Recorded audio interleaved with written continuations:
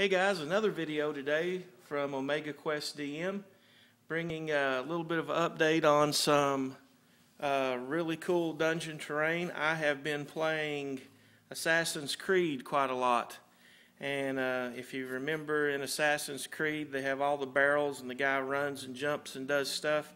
So I thought it would be really cool to stack some barrels again. These come from Hobby Lobby. If you can't tell from my videos, I'm a Hobby Lobby fanatic. The little wooden blocks that I turn into crates, they come from Hobby Lobby.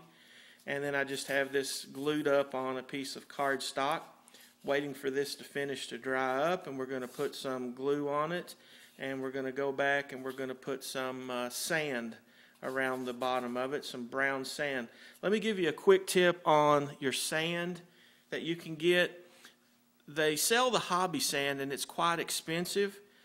Look around at Hobby Lobby or Michael's in the decoration part and you will find their bags of decorative sand. And they have brown and light and dark brown and all the various colors that you would ever want. And they're a lot cheaper than the type of sand that you're going to buy for your modeling projects. Here is another one that I have done that might be like outside of a store, and you have your barrels stacked up, and then these, all of the little pieces that you see are from the Hobby Lobby wood section. Here's another one that we've done, the bowls. Those are from Hobby Lobby in the wood section. I've taken these, I've used a little bit of Sculpt It and made a cauldron. I've not painted the top yet, but I painted the bottom black. I'm going to do the top in like a copper color, like what I use to trim around these, a copper color. So I'm going to do that on the top.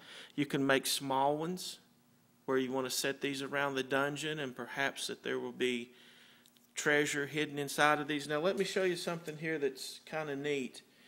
They make these little, there we go, out of frame again.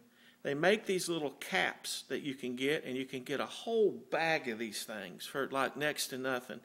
So if you want your jar or ceramic piece to be open, you just don't put one on. If you want them to be closed, you just kind of drill that out a little bit and hammer one of those down. Now I just used a screwdriver to make that big enough for it to fit in, and it was no problem at all. So you can seal these up and use these as treasures that once they're open, something completely different is inside of them. Now this is just my first draft of painting on these. I've got another coat to go over, but I thought I would show those to you today. Really kind of interesting, lots of fun. You can use this for cover in your combat, perhaps like a customs house or warehouse, something along those lines, and be really, really cool. So let's swing over here real quick. Follow me over, and let's get an update on our He-Man rework real quick. It's coming together really good. We've got our extra coat of gray paint on it, and everything is hardened up pretty nice. It's still a little wet there in the back. Still drying up, and I think we'll have one more coat to go over it. Now let me show you something. I mentioned it in my last video, Mod Podge. Once you've got this all painted up, this stuff is just, it looks like glue. Just go all over your model with this stuff. And when it looks like glue, but it dries completely clear. There's actually already one coat of that on the skull here, and you can't even tell it. But what that does is it hardens up and it protects your model, and it keeps the paint from peeling or from being scratched or damaged. And it is really, really good stuff. So let me encourage you to do that to your model.